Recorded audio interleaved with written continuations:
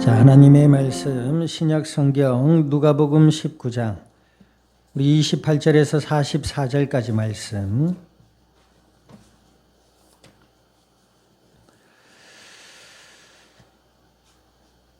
누가복음 19장 28절에서 44절까지 말씀 우리 한 절씩 나누어서 교독합니다.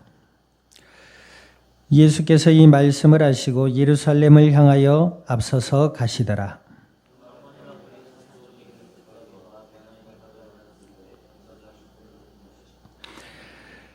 이르시되 너희는 맞은편 마을로 가라. 그리로 들어가면 아직 아무도 타보지 않은 나귀 새끼가 매여 있는 것을 보리니 풀어 끌고 오라.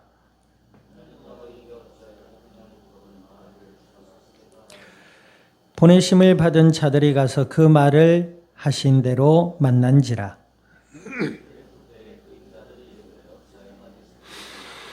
대답하되 주께서 쓰시겠다 하고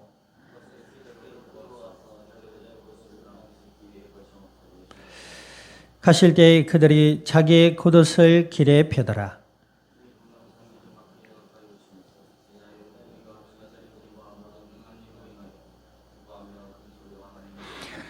이르되 찬송하리로다. 주의 이름으로 오시는 왕이여 하늘에는 평화요 가장 높은 곳에는 영광이로다 하니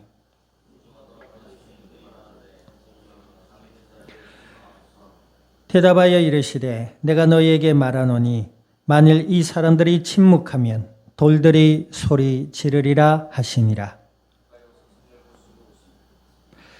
이르시되 너도 오늘 평화에 관한 일을 알았더라면 좋을 뻔하였거니와 지금 내 손에 숨겨졌도다.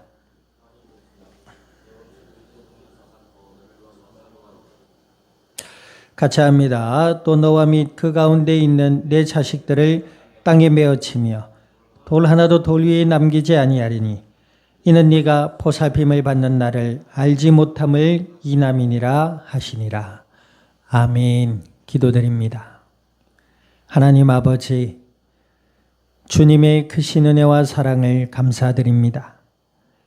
예수님을 그리스도라 믿어 하나님의 자녀가 되게 하여 주시고 약속을 따라 성령으로 저희들 가운데 영원토록 함께하여 주셔서 오늘 이 시간도 진리의 말씀 앞에 서게 하여 주신 아버지 하나님, 말씀을 통하여 믿음이 자라나게 하시고 예수님을 더욱 그리스도라 믿음으로 바라보며 주를 의지하여 기도하게 하시고 복음의 풍성한 은혜의 비밀을 누리며 이 땅 가운데 나누며 생명의 복음의 비밀을 증언해 나갈 수 있는 그리스도의 복된 증인들이 되게 하여 주시옵소서.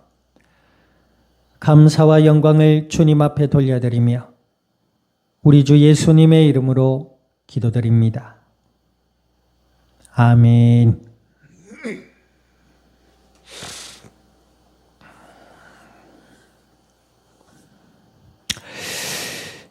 자, 우리 앞뒤 자원 인사 나눕니다. 마음이 복된 성도가 됩시다.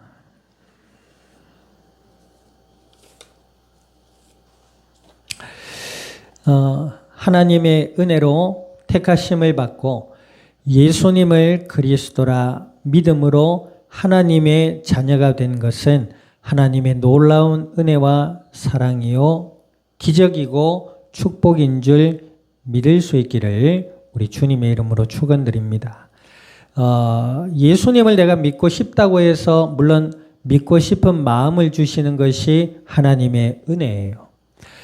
기도하고 싶은 마음이 하나님의 은혜입니다. 우리가 하나님의 자녀가 되고 하나님의 뜻 아래 살아가는 이 모든 날의 삶이 하나님의 은혜가 아니면 되어지지 않는다는 사실을 우리는 믿음으로 알고 감사해야 될 줄 믿습니다. 하나님의 은혜가 아니면 안 돼요. 그런데 그 하나님의 은혜를 받은 자의 마음에 뭐요? 믿음이 생기고 또 그 믿음이 자라나게 되고 그 생각의 변화를 받고 삶이 하나님의 뜻 가운데 의롭고 아름답고 거룩하게 세워져 가는 것인 줄 믿습니다. 그러므로 우리가 마음이 복된 자가 될 수 있어야 될 줄 믿습니다. 그럼 이 마음이 뭐냐? 사진적인 영어로 보니까 좀 어려운 말이기는 합니다만 지정의, 우리 인간의 인격체의 힘을 나타내는 단어지요. 지식, 감정, 행위. 이 지정의로 대표되는 인간의 정신작용의 총체다. 좀 어렵잖아요. 또는 그 중심의 것을 마음이라고 한답니다. 또 사람의 생각이나 감정, 기억 따위가 생기거나 자리 잡는 공간의 위치를 마음이라고 한대요. 또 사람이 본래부터 지닌 성격이나 품성을 마음이라고 한답니다.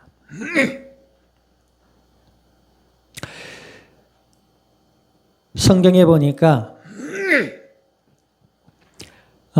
창세기서 3장에 하나님과의 약속을 불신앙하고 하나님을 떠나 있는 인간의 마음의 상태를 뭐라고 이야기하고 있죠? 어두움이다, 죄다, 마귀의 노예다 이렇게 표현하고 있습니다. 하나님을 떠나 영적인 죽음을 맞이한 인간들의 마음은 어두움이다 그랬어요. 그러니까 그리고 그 마음에 하나님 두기를 좋아한다고 했어요? 싫어한다고 했어요? 네, 싫어한다고 했습니다.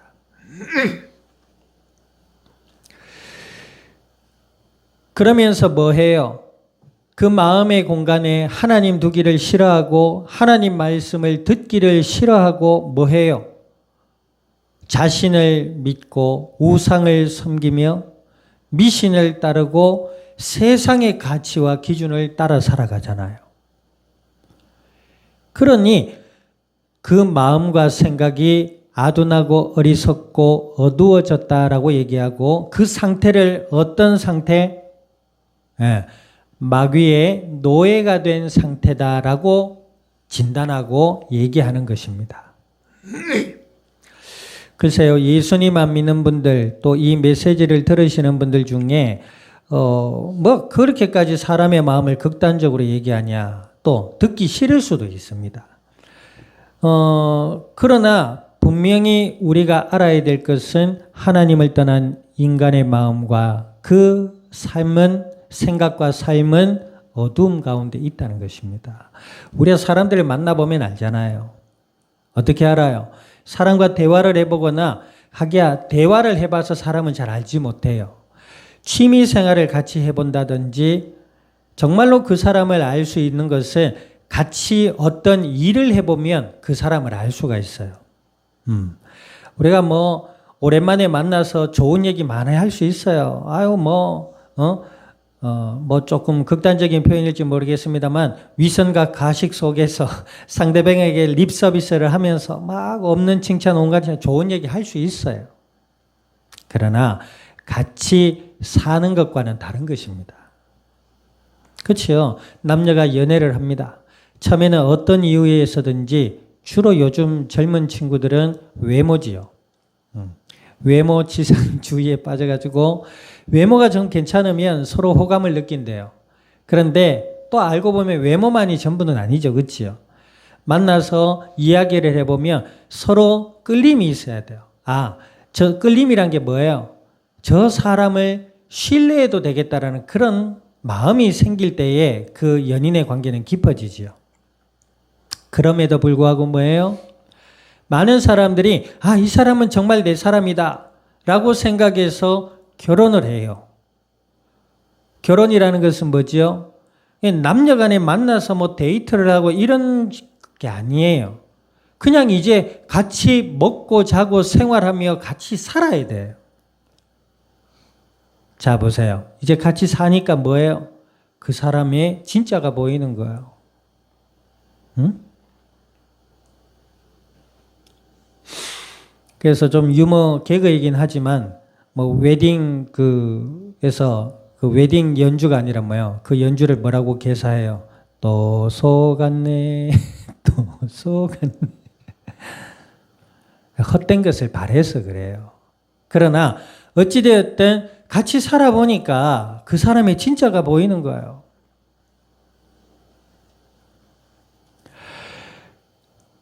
그러니 우리나라도 이혼율이 뭐 100%를 넘어서 200 몇십 프로라나요?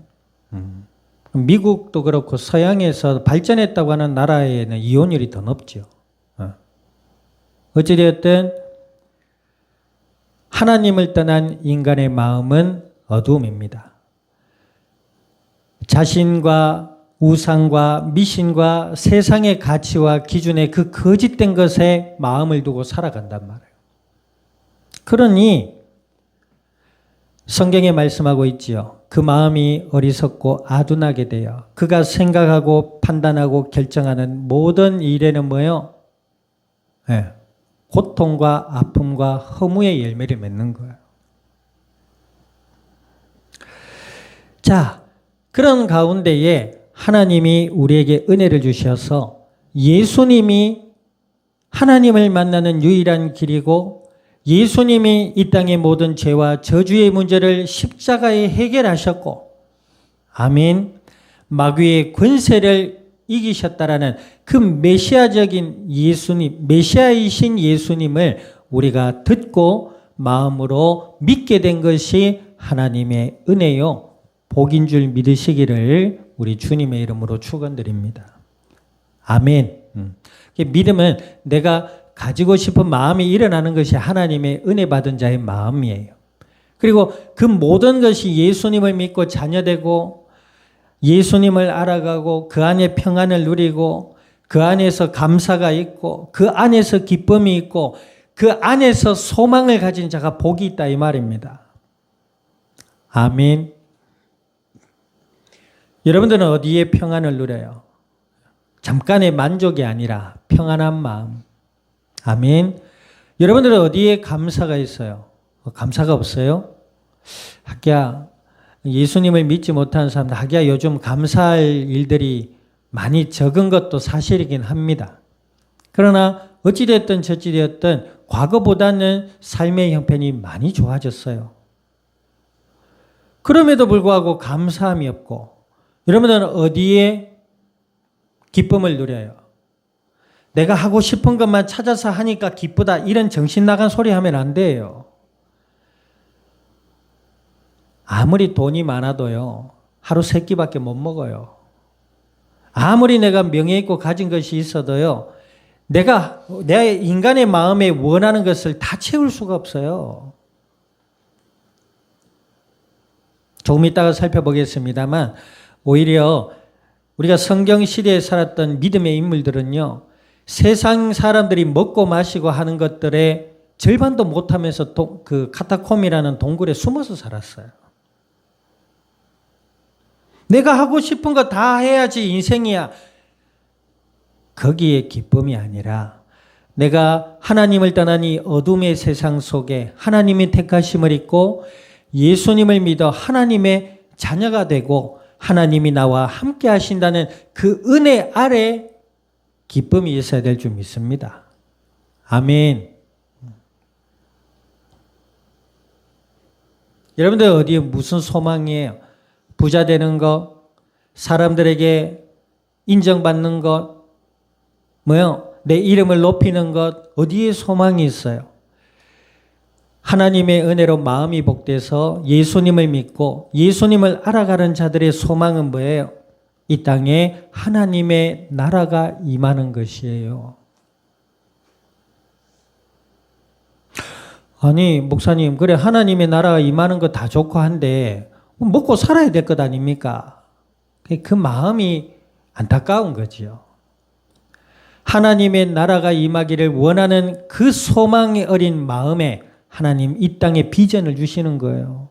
돈 때문에 사는 것이 아니라 명예 때문에 사는 것이 아니라 아멘. 내 어떤 하루의 일락을 위해 사는 것이 아닌 하나님의 나라가 이 땅 가운데 임하기를 원하여 소망하는 마음으로 하루하루를 은혜 아래 선물같이 여기며 귀하고 복되게 살아가는 거예요. 그럼 보세요. 그런 삶에 하나님이 물질도 채워지지 않으실까요? 에?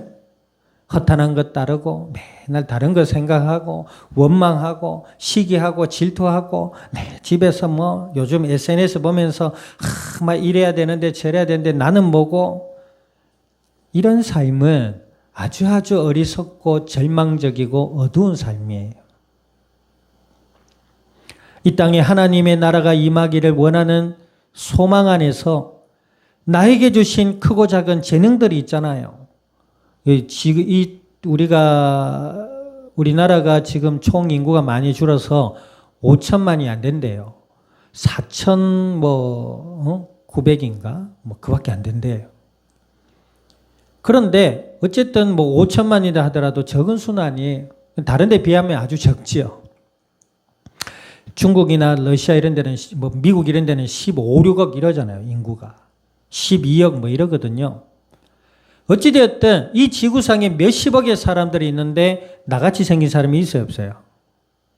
에? 있어요, 없어요? 가족이라 하더라도 비슷하게 닮았지 똑같지 않잖아요. 쌍둥이도 하물며 쌍둥이도 똑같지 않아요. 성격도 다르고 말투도 우리 인근에 쌍둥이 있잖아요. 안찬이, 성과 이름은 얘기를 안 하겠지만 끝자만 안찬이 있잖아요. 안찬이. 딱 보는데도 보면은 쌍둥이인데 똑같이 생겼는데 가만히 보면 다르게 생겼어요. 말하는 스타일도 달라요. 하나이는 조금 얌전하게 얘기하고 하나이는 좀 와일드하게 얘기하고 이래요. 성분 다 달라요. 하나님이 보세요. 각자 인물이 다 다르듯이 그가 가진 재능 또한 비슷할 수는 있겠지만 다 달라요. 그리고 각자에게 주어진 삶의 현장들이 다르죠. 어찌되었든 우리가 서로를 비교하거나 우리를 상대로 헐떡거나 이런 것이 아니라 하나님 나라가 이 땅 위에 임하기를 원하는 그 복된 소망의 마음 가지고 내게 주신 하루하루의 삶을 선물처럼 여기며 귀하고 복되고 신실하게 살아가는 거예요. 아멘. 그게 학교 현장이 됐든 아르바이트를 하든 사회생활을 하든 그 어떤 삶의 현장 속에서 믿음 안에서 하나님의 뜻을 따라서 하루하루를 하나님의 뜻 가운데 살아간다. 궁핍한 삶이 될 수 있을까 없을까요? 궁핍한 삶은 고사하고 하나님이 은혜로 차곡차곡 채워주실 줄 믿습니다. 아멘. 좀 죄송합니다. 목사님들도 그렇더라고요. 개척교회, 큰 교회 목사님들은 크니까 그렇겠죠. 사람들이 많은, 성도들이 많은 교회 목사님들은 어찌됐든 그 자리에 있기까지 또 하나님의 또 각별한 은혜와 또 연단이 있으셨겠습니다만은 그 외형이 전부가 아니잖아요. 우리는 뭐예요? 하나님의 자녀. 목사님들도 뭐예요? 하나님의 자녀. 아멘. 목회 현장이 크든 작든 내가 예수님을 믿는 하나님의 자녀라는 그 믿음의 확신 속에 있을 때 그 모든 삶에 주어진 것이 하나님의 은혜임을 알게 되는 거예요. 그리고 크고 작은 사역이든 예수님 안에서 하나님이 주시는 은혜임을 알고 기쁨으로 소망 가운데 나아갈 수가 있게 되고 살아갈 수가 있게 되고 사역을 할 수가 있게 되는 것입니다.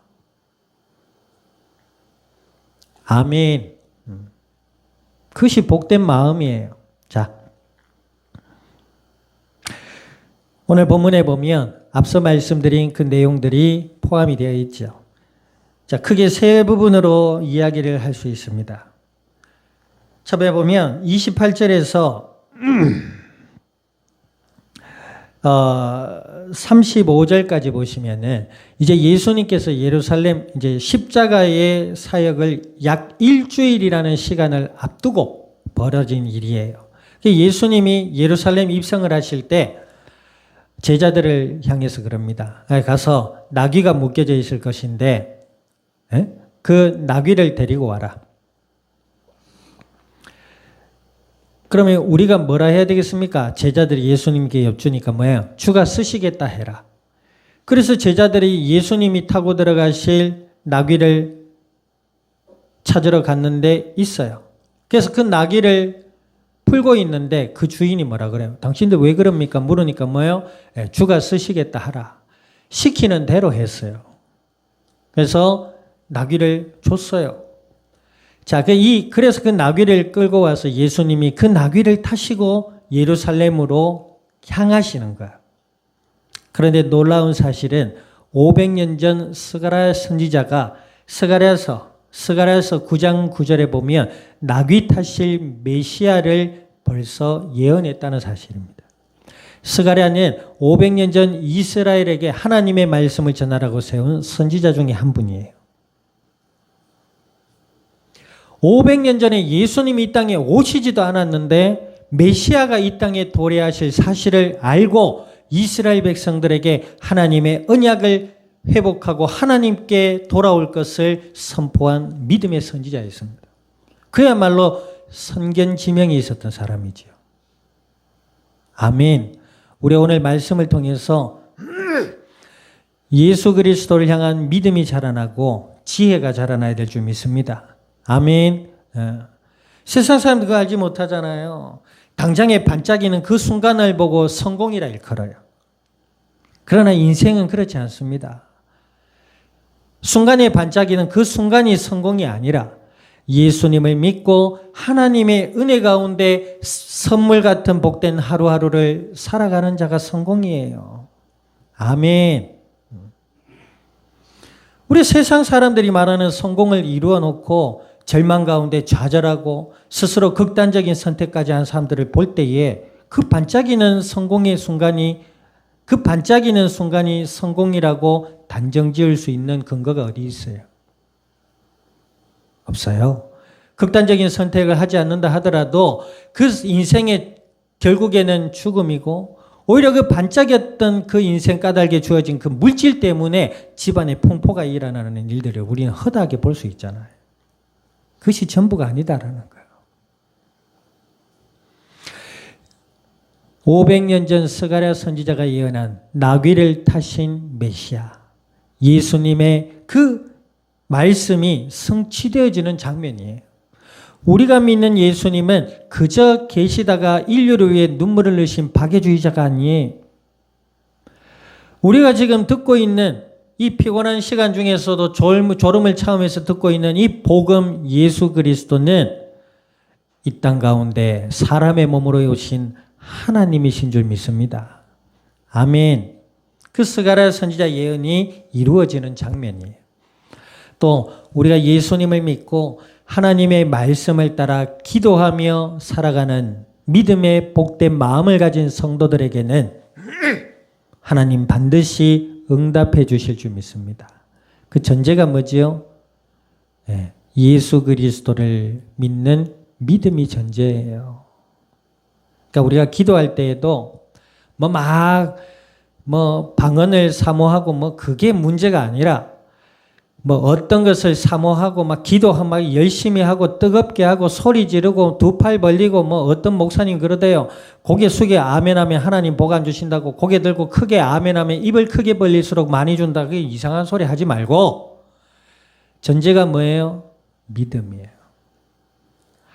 내가 정말 예수님을 나의 메시아로 믿는 믿음이 있는지 없다면 믿음을 달라고 먼저 기도해야 될 줄 믿습니다. 그럼 그 믿음이 있는 자에게는 뭐예요? 믿음에 있는 자의 기도는 하나님이 응답해 주시는 거예요. 아멘. 제자들이 예수님의 말씀을 온전히 믿고 가서 나귀를 푸는데 주께서 쓰시겠다 하라니까 나귀를 들고 갔잖아요. 아멘. 제자들이 뭐예요? 가면서 설마 주겠나? 주께서 주시겠다 하라고 해가지고 안 주고 우리를 도둑놈으로 잡으면 어떡하겠나. 그럼 불신앙의 마음을 가지고 갔다면 이런 메시아의 예언의 말씀의 현장 속에 있을 수 있었을까요? 결단코 없지요. 자, 그 다음 뭐예요?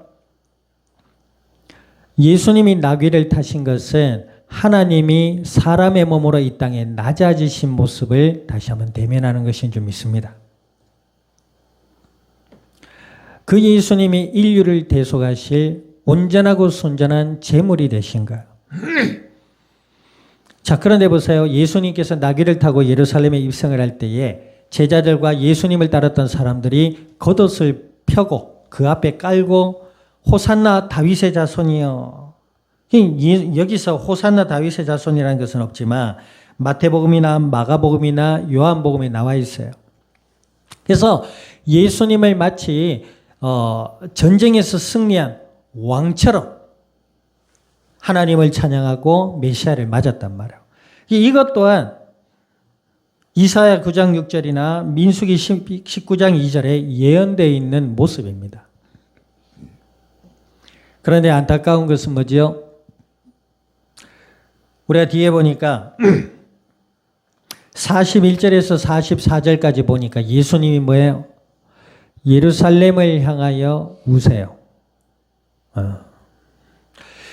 예수님께서 나귀를 타시고 예루살렘에 입성을 할 때 많은 사람들이 호산나 다윗의 자손이여 하고 메시아를 환영했단 말입니다. 그런데 그 사이에 어떤 일이 나요? 바리새인이라는 사람들은 예수님의 제자들을 욕할 뿐만 아니라 예수님을 불신앙했어요. 그죠? 그들이 자 39절 보세요. 39절 시작. 무리 중 어떤 바리새인들이 말하되 선생이여 당신의 제자들을 책망하소서 하거늘. 아까 얘기했죠. 뭐죠? 이제 강아지가 짖었잖아요. 시계 보고 짖었어요. 근데 시계를 누가 들고 있었어요? 주인이 들고 있었잖아요. 주인이 들고 왔는데 강아지는 그 시계를 보고 짖었단 말이에요. 그죠? 자, 그러면 그 물건이 이미지가 있을까? 그 물건을 든 주인에게 이미지가 있을까요? 여러분들 학교를 갔는데 어떤 물건을 써요. 그런데 옆에 있는 짝지가 그거 뭐야? 그 물건을 닦아내렸잖아요. 그럼 그 주인 그걸 사서 쓰는 주인의 마음이 즐거울까요? 그럴까요? 불쾌하겠죠. 너는 좋다고 사서 쓰는데 뭔다고 자꾸 이 물건을 욕하냐 이 말이에요. 예수님의 제자들을 욕하소서 그랬잖아요. 네. 나귀를 끌고 온 일 때문에. 그죠? 그런데 보세요. 그 제자들을 욕하는 것이 뭐예요? 그 제자들이 따르는 예수님을 향한 불신앙의 마음을 내포하고 있는 것이죠. 그러니까 예수님 뭐라 하세요? 그래, 제자들이 잘못됐다. 내가 잘못됐다 하지 아니하고 뭐라 하십니까? 40절 읽어보세요. 시작.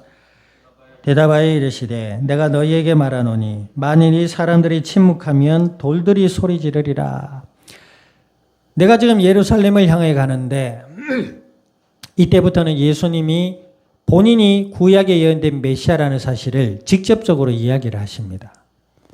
그리고 제자들을 향해서 나귀를 데리고 올 것을 앞에 보세요. 나귀를 데리고 올 것을 명하셨어요.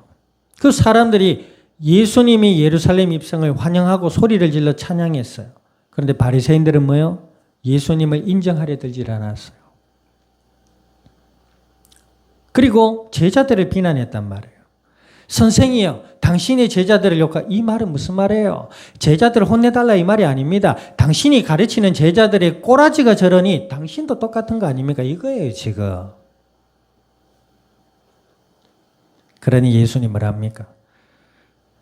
내가 너희에게 말하노니 만일 이 사람들이 침묵하면 돌들이 소리 지르리라.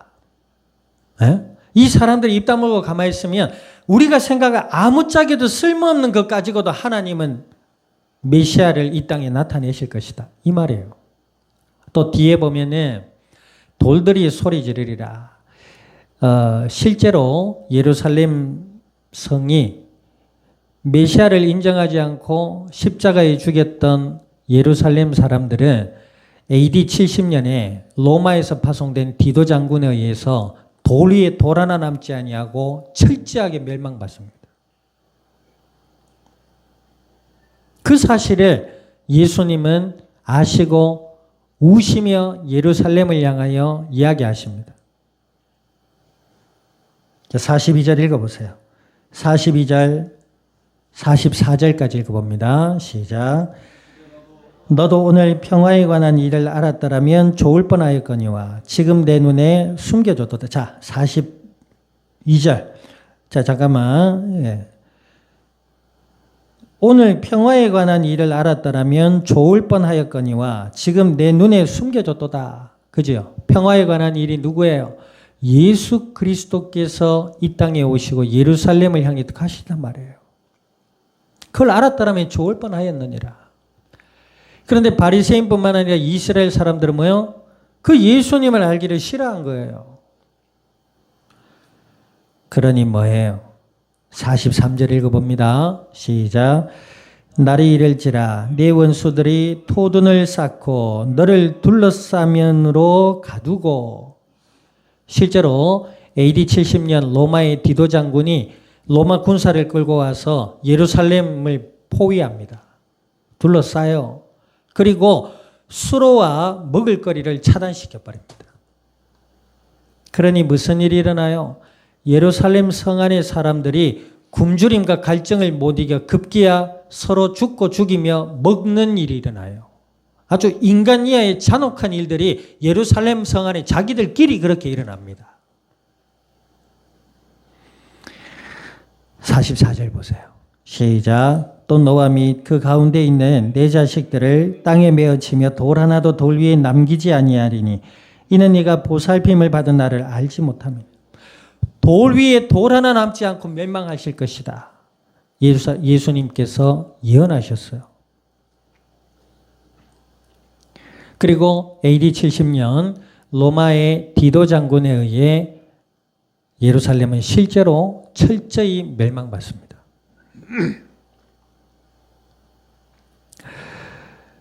우리가 하나님의 은혜 가운데 복된 마음을 가져야 될 줄 믿습니다. 그 마음은 어떤 마음이지요?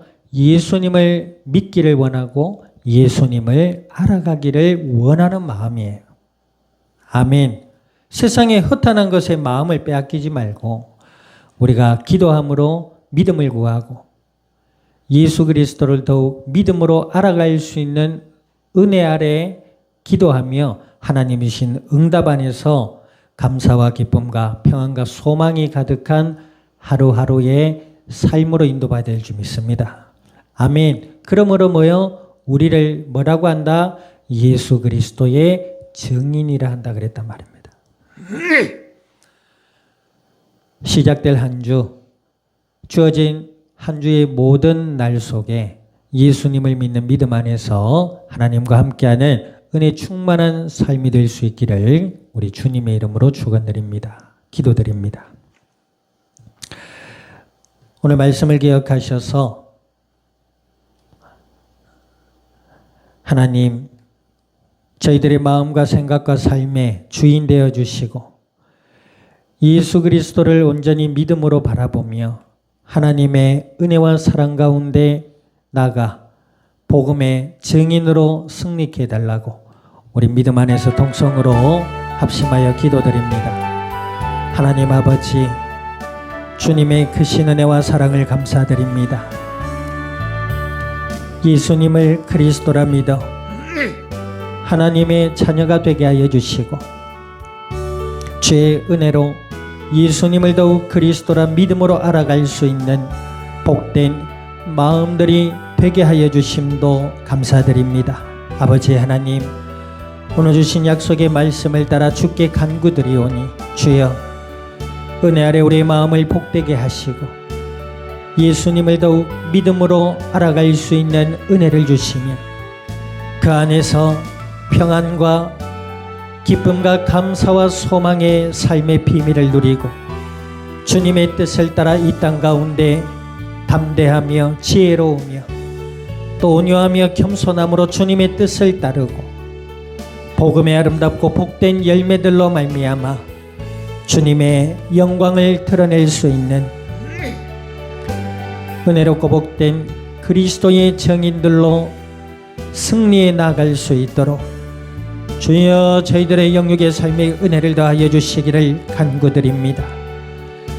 방해하는 악한 모든 불신앙의 세력들은 예수님의 이름 앞에 떠나가게 하여 주시고 주님의 나라가 임하며 주의 영광만이 나타나게 하여 주시옵소서. 감사를 드리며 우리 주 예수님의 이름으로 기도드립니다. 아멘. 지금은 교회의 머리 되시는 예수 그리스도의 은혜와 하나님 아버지의 크신 사랑과 성령님의 내주 인도 역사하심이 주의 은혜 아래 마음이 복되며 예수님을 더욱 그리스도라 믿음으로 알아가서 주님의 마음을 알아 날마다 예수 그리스도 안에 하나님과 함께하며 이 땅 가운데 생명의 복음의 아름다운 열매들을 맺어갈 이 자리에 속한 모든 믿음의 복된 증인들 머리 위에와 교회와 함께하는 모든 이들 위에 출타 중에 있는 권속과 시작될 한 주의 모든 삶의 현장과 이 영산이 나라 온 땅 위에 지금으로부터 영원토록 항상 함께 계실지어다. 아멘.